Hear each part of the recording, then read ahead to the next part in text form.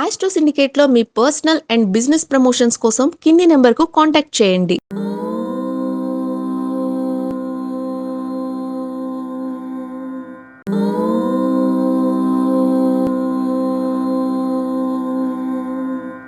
ఓం శ్రీ గురుభ్యో నమః. హరి ఓం. లక్ష్మీం క్షీరసముద్రరాజతనయాం శ్రీరంగదామేశ్వరీం దాసీభూత సమస్తదేవవనితాం లోకైకదీపాంకురాం శ్రీమన్మందకటాక్షలబ్ధైభవద్బ్రహ్మేంద్రగంగాధరాం త్వాం త్రైలోక్యకుటుంబినీం సరసిజాం వందే ముకుందప్రియాం. అందరికీ నమస్కారం.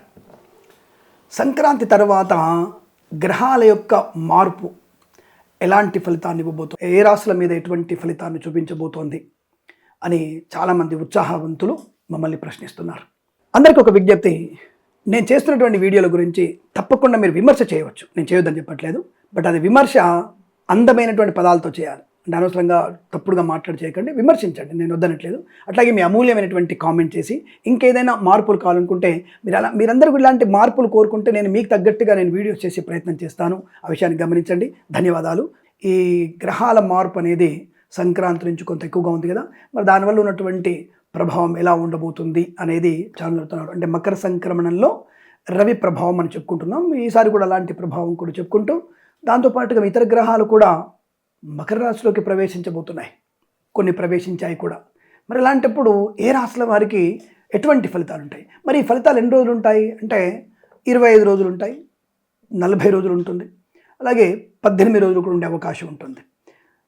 ఇలా గ్రహాల యొక్క మార్పును బట్టి, గ్రహాల యొక్క స్థితి యుతిని బట్టి కూడా మనకి ఈ ప్రభావం ఎక్కువగా ఉంటుంది అన్న విషయాన్ని గమనించుకోవడం చాలా విశేషంగా చెప్పబడుతోంది.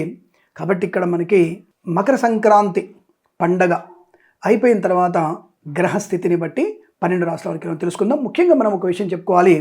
14వ తేదీ మకర సంక్రమణ జరుగుతోంది. మకర రాశిలోకి రవి ప్రవేశిస్తున్నాడు. ఆల్రెడీ మనకి 12వ తేదీ జనవరి, మొన్న 12వ తేదీనే మనకి ఈ యొక్క శుక్ర భగవానుడు మకరంలోనే ఉన్నాడు. అది మిత్రక్షేత్రమే. మకర రాశిలో శుక్రుడు శుభక్షేత్రం. రవి కూడా ఒక రకంగా మిత్రక్షేత్రమైన శనికి నచ్చనటువంటి వ్యక్తి. సరే, అది పక్కన పెడదాం మనం. సో దాన్ని కూడా పరిలో తీసుకుందాం. రవి ఉన్నటువంటి స్థానం కూడా బలమైనదే. మరి అలాగే బుధుడు కూడా అక్కడే ఉన్నాడు, మకరంలో ఉన్నాడు. బుధుడు ఎప్పుడు వస్తున్నాడు? 17/1/26. రేపు వచ్చే 17వ తేదీ నుంచి బుధుడు కూడా మనకి మకరంలోకి ప్రవేశించబోతున్నాడు. అలాగే అత్యంత శుభకారకమైనటువంటి గ్రహం, ఈ రాశికి అత్యంత మిత్రుడు, లాభాధిపతి, చతుర్థాధిపతి, వాహన మాతృకారకుడు, వాహనకారకుడు, భోజనకారకుడు, అలాగే కుటుంబకారకుడు, అలాగే ఐశ్వర్యాన్ని ఇచ్చేవాడు, విద్యనిచ్చేవాడు, ఈ రాశికి మకరంలోకి కుజుడు ప్రవేశించబోతున్నాడు. అది 15/1/2026 సంవత్సరంలో.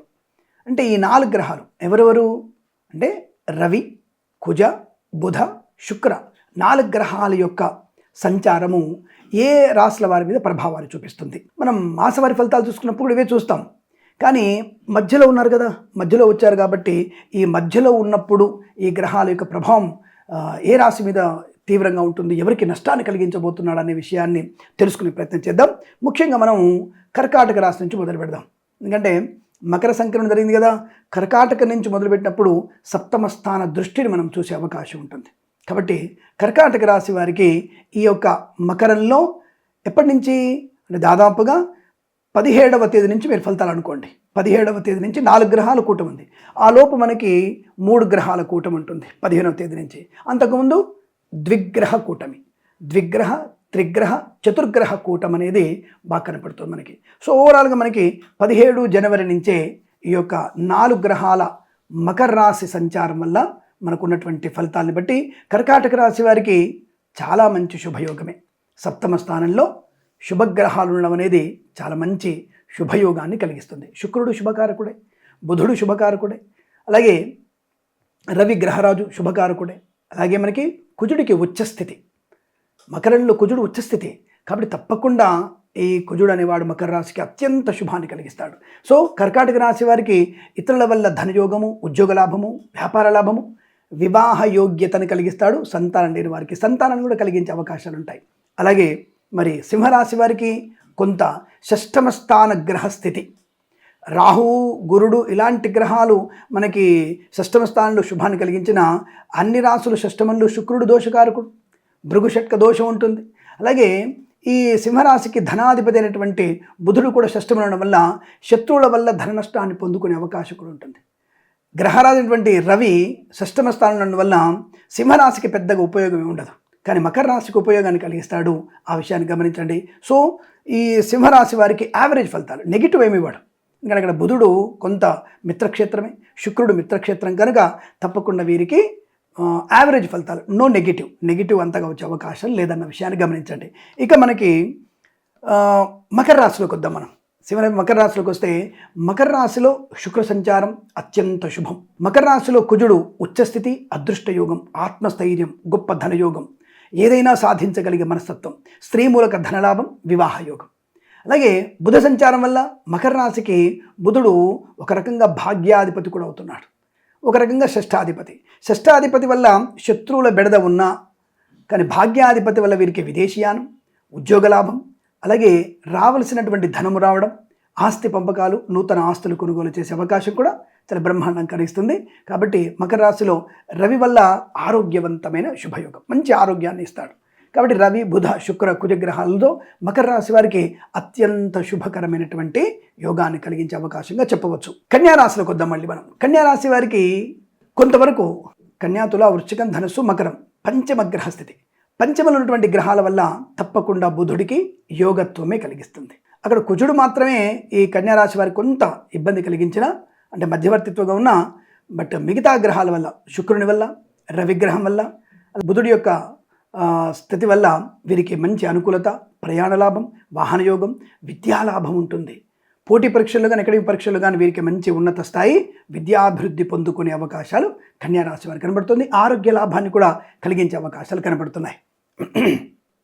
ఇక తులారాశి వారి విషయానికి వస్తే చతుర్థ స్థాన 4 గ్రహాలు, చతుర్థంలో చతుర్గ్రహాలు.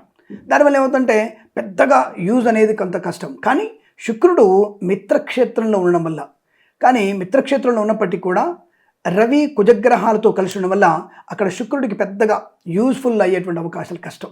ఒక బుధుడు మాత్రమే సపోర్ట్ చేస్తాడు. ఆ బుధుడు కూడా ఏ గ్రహాలు అక్కడ బలంగా ఉంటాయో వారికి సపోర్ట్ చేస్తాడు. ఈ బుధుడు అనేవాడు ఎవరికి బలం ఉంటే వారికి గొడుగు పడతాడు.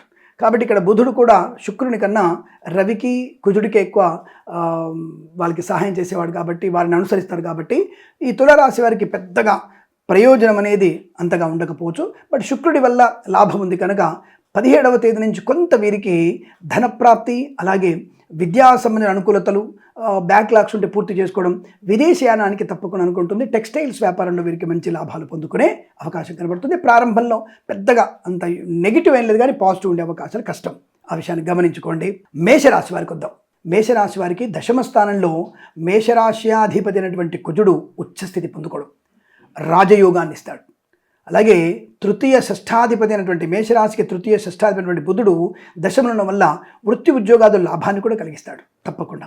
అలాగే ఈ మేషరాశికి ధన సప్తమాధిపతి అంటే స్త్రీ మూలక ధనాన్ని, కుటుంబ సౌఖ్యాన్ని కలిగించేటువంటి శుక్రుడు దశమంలో ఉన్నాడు కాబట్టి తప్పకుండా వృత్తిలో అభివృద్ధిని, వ్యాపార లాభాన్ని కూడా కలిగిస్తాడు. అలాగే రవి అనేటువంటి గ్రహం మేషరాశికి పంచమ సంతానకారుడైనటువంటి రవి దశమంలో ఉండడం వల్ల రాజ్యాధికారం, రాజకీయాల్లో అనుకూలత, అలాగే శుభకరమైన సంతానాన్ని కూడా కలిగిస్తాడు. సో మేషరాశి వారికి తప్పకుండా సానుకూలవంతమైన శుభయోగాలే కనపడుతున్నాయి.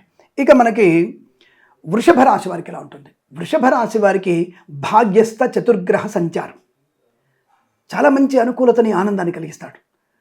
విదేశీయానం, విద్యాలాభం, ఉద్యోగ లాభం, మాతృసౌఖ్యం, పితృసౌఖ్యం, ఆస్తి పంపకాలు, కోర్టు వివాదాల సమసిపోవడం, రాజకీయ ప్రవేశం, ఇలా అనేక రకమైనటువంటి శుభయోగాన్ని కూడా ఈ యొక్క వృషభ రాశి వారికి మకర రాశిలో 4 గ్రహాల సంచారం అత్యంత శుభాన్ని, యోగాన్ని, ఆనందాన్ని కలిగించే అవకాశాలు, రోగనాశనం కూడా కలిగించేటువంటి అవకాశం కూడా ఈ వృషభ రాశి వారికి చాలా బలంగా కనబడుతుంది. వీసా సానుకూలత, విద్యలో, ఉద్యోగంలో రాణింపు, పటిష్టమైనటువంటి ఆత్మస్థైర్యంతో ముందడుగు వేసే అవకాశాలు కూడా ఉంటాయి. ఇక మనం చెప్పుకోవాల్సింది వృశ్చిక రాశి వారికి అండి. వృశ్చిక రాశి వారికి తృతీయ స్థానంలో ఒకే ఒక్క గ్రహం వీరికి లాభాన్ని కలిగిస్తుంది, కుజుడు ఒక్కడే.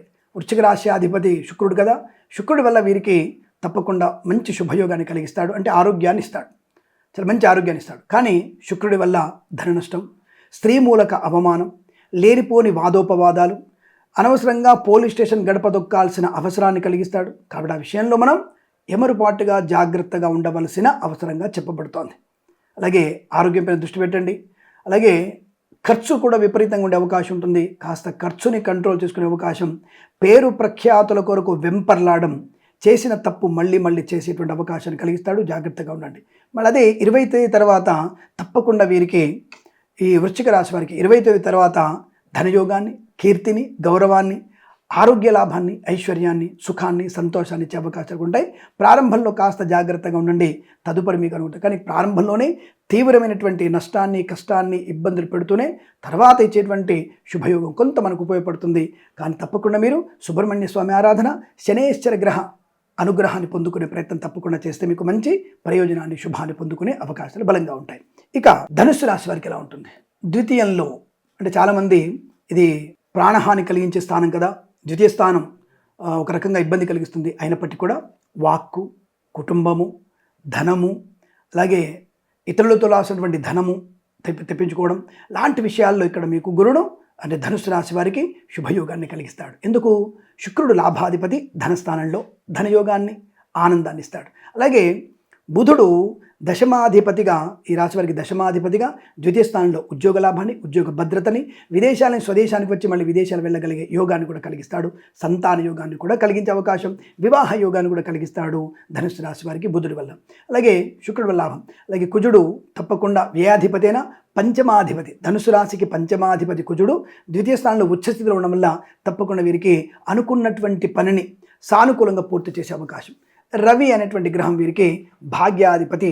రవి ద్వితీయ స్థానంలో మంచి ఆత్మస్థైర్యాన్ని, గొప్ప వ్యక్తులతో పరిచయాన్ని, నూతన వ్యాపారాన్ని కూడా కలిగించే అవకాశాలు ఉంటాయి. సో ధనుసు రాశి వారికి కూడా అనుకూలవంతమైన శుభయోగంగా చెప్పవచ్చును. ఇక మనకు మిగిలింది కుంభరాశి.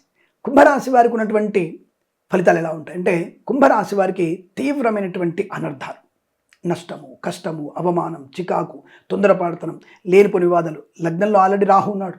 ఆ రాహు తర్వాత మళ్ళీ మనకి సప్తమాధిపతి రవి, కుటుంబపరమైన చికాకులు, భార్య వల్ల ఇబ్బందులు, భర్త వల్ల ఇబ్బందులు, లేనిపోని అనవసర పరిచయాలు, దుష్టులతో సావాసం, ధర్మ వ్యతిరేకులతో సావాసం, ఇలాంటివన్నీ కూడా ఎక్కువ ఉంటాయి.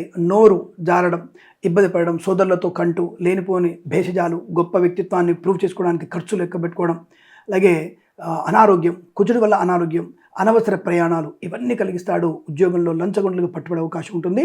కుంభరాశి వారు చాలా జాగ్రత్తగా ఇటు శుక్రగ్రహ జపాన్ని, కుజగ్రహ జపాన్ని, అలాగే రాహుగ్రహ జపాన్ని చేసుకోవడం వల్ల వీరికి చాలా మంచి ప్రయోజనం ఉంటుంది అన్న విషయాన్ని గమనించండి. చాలా జాగ్రత్తగా నోరు కట్టడి చేసుకొని మౌనంగా ఉంటూ ఒక 40 రోజులు జాగ్రత్తగా ఉంటేనే మీకు చాలా మంచిది. మరి మాస ఫలితాల్లో కొన్ని గ్రహాలు మారినప్పుడు మీకు మాస ఫలితాల్లో అనుకూలమైన ఫలితాలు ఉండవచ్చు. కానీ ఓవరాల్గా ఈ మకర రాశి అంటే 4 గ్రహాల సంచారాన్ని బట్టి కొంతవరకు ఈ 15 రోజులు, 45 రోజుల వరకు, 15, 20, 30, 40 రోజుల వరకు కాస్త జాగ్రత్తగా ఉండే ప్రయత్నాన్ని చేస్తే కుంభరాశి వారికి కూడా మంచిదన్న విషయాన్ని గమనించండి. తప్పక మీరు భగవన్నామస్మరణే శ్రేయస్కరంగా చెప్పబడుతుంది. అనవసరంగా లంచాలు పుచ్చుకోకండి, పోలీస్ స్టేషన్కి వెళ్ళకండి, గొడవలకి వెళ్ళేటువంటి ప్రయత్నాన్ని చేయకండి, పూచికత్తుగా సంతకాలు చేయకండి.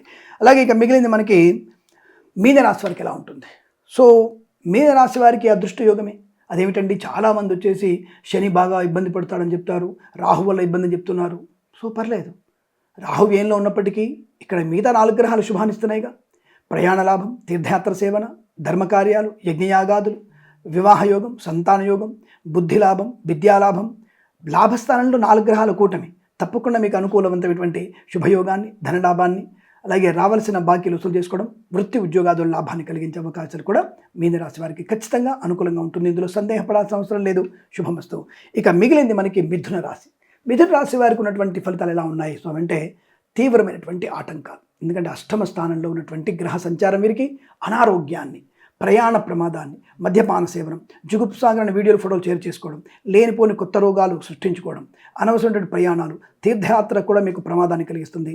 లేనిపోని గొప్పతనం కోసం ఖర్చులు ఎక్కువగా ఉంటాయి.